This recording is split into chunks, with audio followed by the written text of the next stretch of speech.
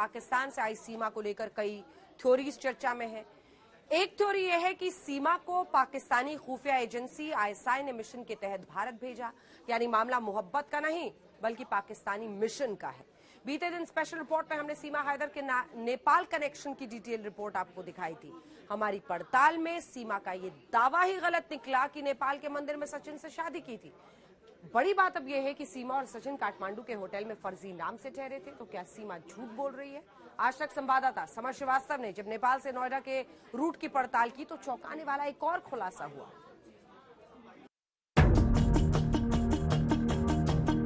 12 मई को सीमा हैदर नेपाल से नोएडा के लिए निकली। दावा यही है कि पोखरा से सीमा सड़क के रास्ते नोएडा तक पहुंची। हमने सीमा के भारत आने के रूट की पड़ताल शुरू की, यानी पाकिस्तानी सीमा ने भारत में एंट्री कैसे मारी। तो जिस रास्ते से वो गई उस रास्ते पर आज तक इस वक्त मौजूद है और उस रास्ते से अब आपको हम लेकर चलेंगे पोखरा, जहां पर उसने हायर की एक बस और उस बस से जा पहुंची नोएडा। पड़ताल होगी उस बस की, उस एजेंसी की, उस रास्ते की जहां से पाकिस्तानी महिला सीमा हैदर सीधे जा पहुंची हिंदुस्तान के बॉर्डर। तो चलिए हमारे साथ।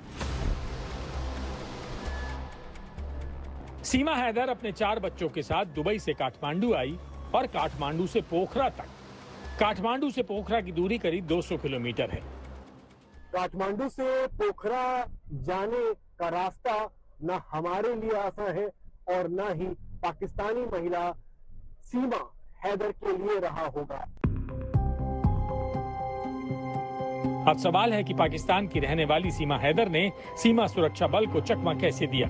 सीमा का रूट क्या है? पड़ताल के दौरान हम सरकारी बस सर्विस के दफ्तर पहुंचे।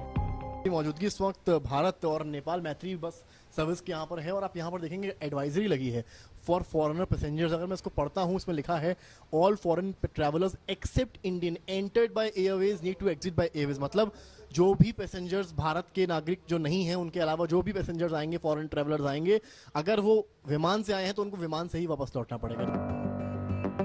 हमें बताया गया कि सीमा हैदर नाम की किसी लड़की ने भारत नेपाल मैत्री बस सेवा से सफर नहीं किया। इसकी वजह है यात्रियों की एडवाइजरी। दरअसल भारत नेपाल मैत्री बस सेवा के दफ्तर पर लगी एडवाइजरी में साफ लिखा है, विदेशी नागरिक के लिए कई दस्तावेज जरूरी हैं। जैसे ये जो बाहर जो प्राइवेट जो गाड़ियां चल रही है, ये टूरिस्ट परमिट लेने के बाद ये टूरिस्ट परमिट लगा वो चीज नहीं लागू कर रहे हैं। ये जैसे ये जाके दिल्ली जाके जो कस्टमर यहाँ से पोखरा से मिल गए, उन्हें जाके दिल्ली जाके छोड़ दिया। दिल्ली जाके छोड़ने के बाद उनकी गाड़ी खाली होगी। खाली होने के बाद फिर वो यात्री जो यहाँ से लेके गए थे वो यात्री उस गाड़ी में नहीं होते। भारत नेपाल मैत्री बस सेवा के डायरेक्टर टीकाराम का दावा है कि प्राइवेट बस सर्विस का संचालन करने वाले गैर कानूनी तरीके से लोगों को नेपाल से भारत पहुंचा रहे हैं। एक तो अब राजदूतावास से तो वो तो डॉक्यूमेंट देंगे, इजाजत उनको तो टूरिस्ट परमिट देना है, लेकिन ये कर्तव्य किसने पालन करना चाहिए? ये दोनों जो फ्रेंच को जो बॉर्डर जो है उसमें बॉर्डर में उधर भारत का एसएसपी, नेपाल का बॉर्डर का एसएसपी, जो कस्टमर जो नंबर जिस नंबर गाड़ी में जिस नंबर जैसे 1435 नंबर गाड़ी में ये 35 लोग गए थे दिल्ली।